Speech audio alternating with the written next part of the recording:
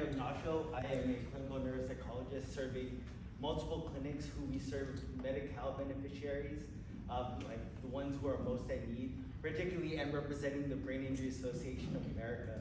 And so brain injury is traumatic brain injury. We see it in military servicemen. We talked about earlier students as well, survivors of intimate partner violence, and disparities across all things like racial and ethnic minority status, disparities in health and access, whether or not they have insurance, it's too expensive.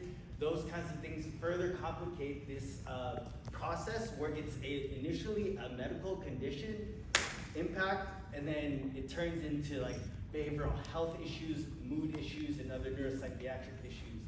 And so really, from the bottom of my heart, thank you so much for introducing the 2025 Reauthorization Act of the TBI services.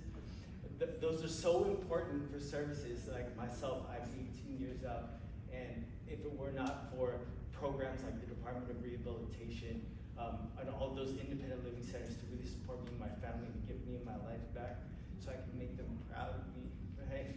And I'm just so thankful, and our question really is, your state Senate Office of Research, Carrie Holmes, had reached out, so I'm trying to help her with as much research and information as possible in November when you co-sponsored the bill. And so kind of what we looked at in the California State Survey Panel, which comes from CSU Sacramento, we did a surveillance of brain injury in our state, and a randomized representative sample of Californians, 41.8% lifetime prevalence of brain injury. And of this 41.8%, we also found that they were more likely to vote always than the general California population. So it's a constituency that we really are so happy and so proud to be a part of. And so our question here with all of my colleagues here is, how can we best support this Reauthorization Act moving forward? Can we offer any additional research? Because we have it. Great. Well, first of all, just doing what you're doing, you're here. And you're not just visiting with our offices, you're going to be visiting with a number of other offices. We got to keep the drumbeat going. So first of all, let's give him a round of applause.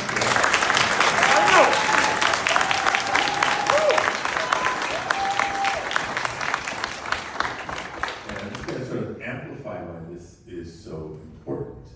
I think we've made some strides in recent years in just being able to talk about traumatic brain injuries or mental health, behavioral health more generally.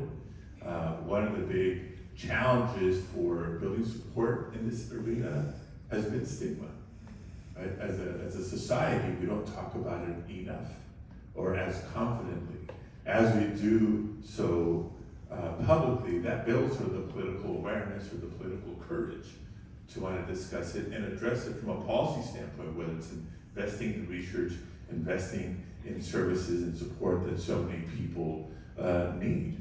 We know that the need is far greater than the resources that are available right now.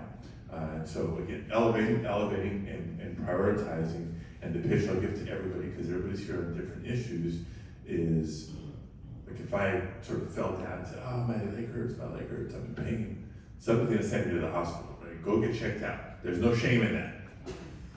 If I were to drop down right now and grab my chest, somebody would think, oh, he's having a heart attack. You kind of know what to do. Somebody do some CPR, let's get him to a doctor. There's no shame in that. But when it comes to issues of the brain, the most important organ in the body, why do we have that stigma? Why do we have that hesitation? Why do we hesitate to talk about it with friends and with loved ones? We shouldn't.